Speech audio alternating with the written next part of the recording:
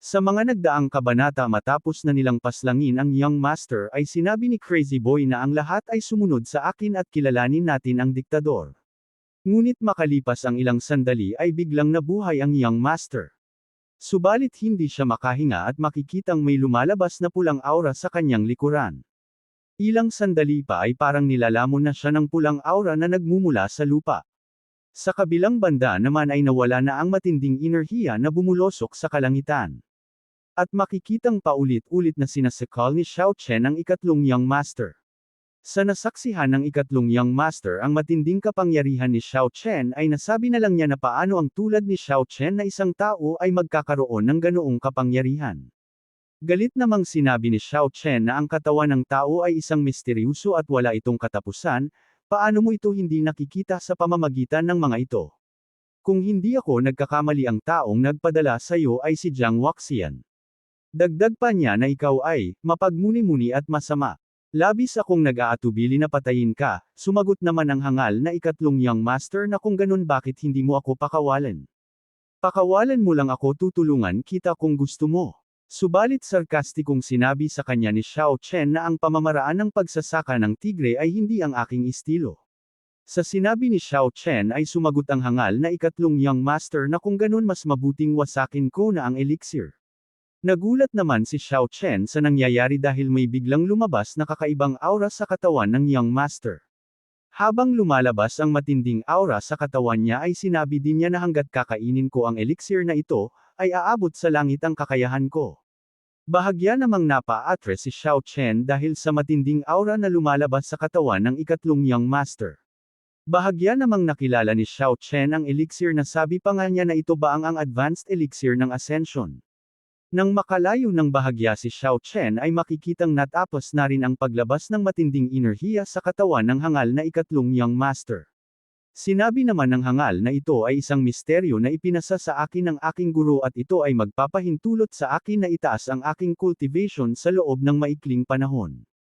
Dagdag pa niya na Xiao Chen inaamin ko na minaliit kita, bagaman mas malakas ka sa akin.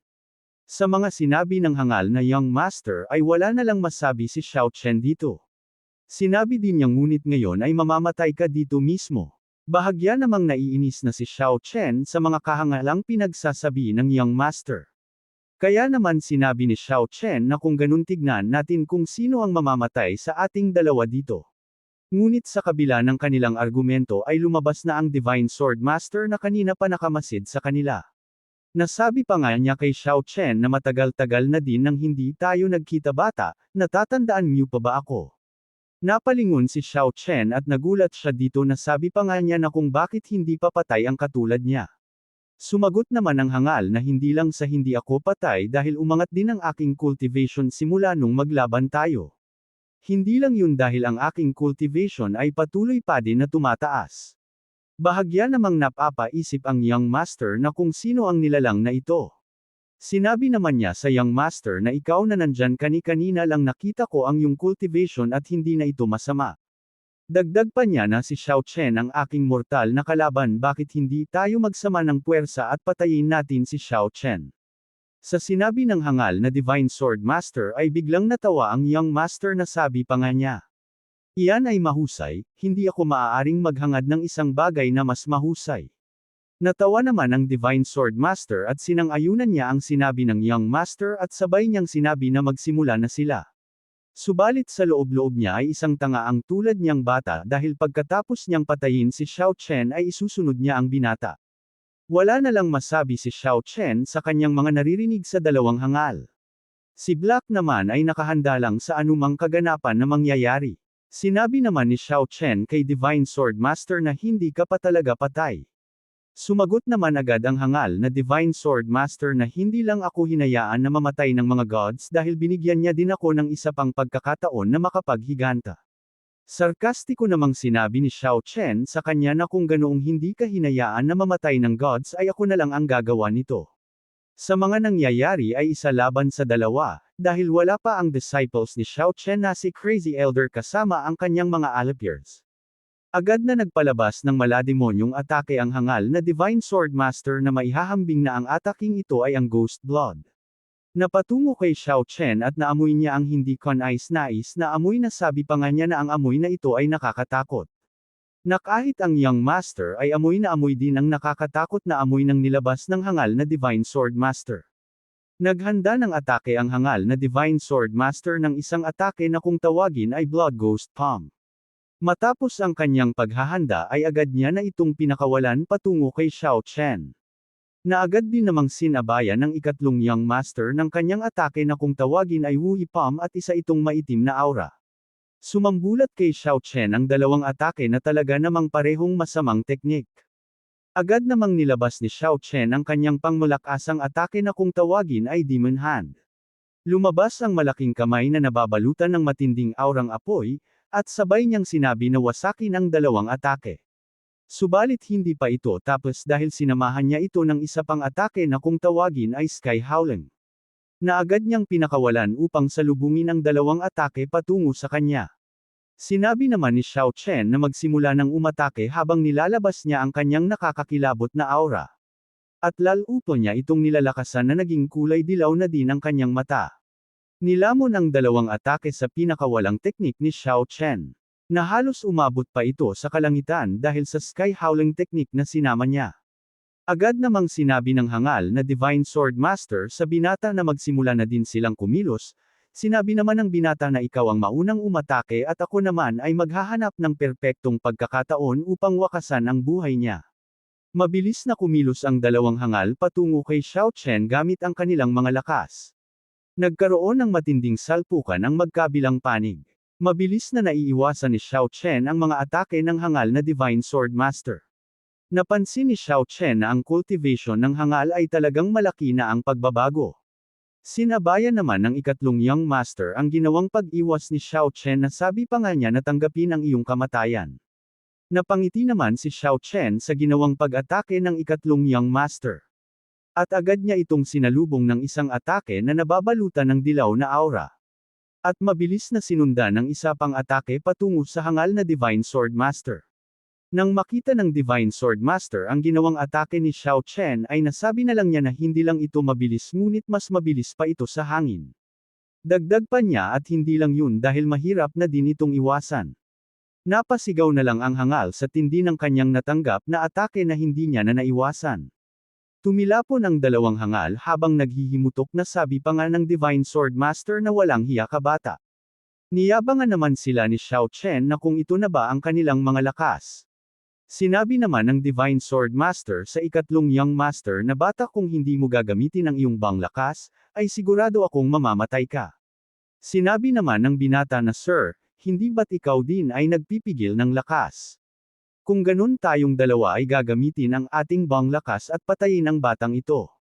Ilang sandali pa ay nilabas na nila ang kani-kanilang mga buong lakas upang tapusin si Xiao Chen, at makikitang hindi na talaga nagpipigil ang dalawang hangal sa kagustuhang mapaslang nila si Xiao Chen. Nilabas naman ni Xiao Chen ang kanyang tinatagong lakas na sabi pa nga niya na kung ganun, ang kamang ito ay magdadala sa akin ng panalo. Dagdag pa niya na ang gagamitin niyang atake ay ang buong lakas ng Heaven's Fist, at tignan natin kung gaano ito kalakas na ngayon. Agad na naghanda ang ikatlong Young Master na isang atake na kung tawagin niya ay Mysterious Wuhi Spell. Matapos ang kanyang paghahanda ay agad niya na itong pinakawalan patungo kay Xiao Chen. Nasabi pa nga niya na ito ang tinuro sa akin ng aking guro na kanyang secret martial arts. Kahit minsan lang magamit ng katawan ko pero itong itim na nilalang ay mayroong cultivation na 5th o mas mataas pa, kalmado namang inaanti ni Xiao Chen na makalapit ng bahagya ang nagraragasang atake. Dagdag pa ng ikatlong Young Master na higit pa rito, hanggat hindi ko namamatay, maaari silang mabuhay ng maraming beses. Xiao Chen, gusto kong makita kung paano mo mapipigilan ang nilalang na ito. Sinabi naman ni Xiao Chen sa kanya na alam mo din pala ang summoning martial arts. Kung tama ang hula ko, nakakaapekto ito sa iyong mga supernatural na kapangyarihan ng natal. Kinumpirma naman ito ng ikatlong Young Master na tama, ang natal supernatural powers ko ay nasa mythical beasts. Ang summoning martial arts na ito ay nakatira sa akin. Hinangaan naman siya ni Xiao Chen na sabi pa nga niya na ang summoning martial arts ay isang bihira. Ang iyong wuhi ay mas mataas sa 8 grado, hindi na ito masama, isa itong napakahusay. Dagdag pa niya na at ikaw naman. May tinatago ka rin bang lakas? Sumagot naman ang hangal na Divine Sword Master na huwag kang mag-alala, ipapakita ko ito ngayon sa'yo. Agad na naghanda ang hangal upang ilabas ang kanyang tinatagong lakas. Ilang sandali pa ay tuluyan na nga itong lumabas at naging dalawa na ang hangal. Hinangaan naman siya ng ikatlong Young Master sa kanyang tinatagong teknik. Sinabi din ng hangal na Divine Sword Master na Xiao Chen, ito ang aking martial art na kanina ko lang natutunan. Natuwa naman si Xiao Chen sa pinakita ng hangal na sabi pa nga niya na napakahusay, natutunan mo din pala ang art doppelganger. Sinabi din ng hangal na Divine Sword Master na kung ang aking katawan ay hindi nahulog sa kadiliman, kung gayon hindi ko nakilala ang isang nakakatakot na pamamaraan ng martial arts. Dagdag pa niya na boy, aminado ako na napakalakas mo, pero ngayon, hindi ko alam kung kakayanin mo akong labanan. Sinabi naman ni Xiao Chen sa kanya na ang ganitong paraan ng pag-aaral ng martial arts ay ipinagbabawal. Para kang pulaka sa ilalim ng kalooban. Dagdag pa niya na sigurado ka na kaya mong manalo, pero parang hindi mo namamalaya na kapag may malakas na tao, may mas hihigit pa. Ang lahat ng mga nakakatakot na bagay sa mundong ito ay hindi makikita ng mga tao. Matapos niyang sabihan ng hangal ay agad siyang nagpalabas ng aura senyales na ilalabas niya na ang kanyang seal technique na kung tawagin ay Heaven's Fist.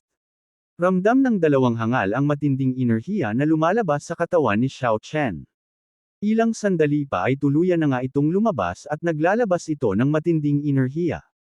Hindi lang iyon dahil mas nilabas pa ni Xiao Chen ang buong lakas ng kanyang tinatagong kapangyarihan na matagal niya nang hindi nagagamit. Nasabi pa nga niya na ang buong bersyon ng Tian Huangquan ay hindi nakakaramdam ng ganitong uri ng kapangyarihan sa napakatagal na panahon. Agad na pinakawalan ni Xiao Chen ang matinding enerhiya na pumapalibot sa kanya. Kaya naman nakaramdam ng matinding takot ang ikatlong Young Master na sabi pa nga niya na kung ano ang nakakakilabot na lakas na ito, nasa antas ba ito na 5th o mas mataas pa o di kaya naman ang pinakamataas na antas. Sinabi naman ng hangal na Divine Sword Master na ito ay isang bluff lang, kaya naman bilisan muna at umatake.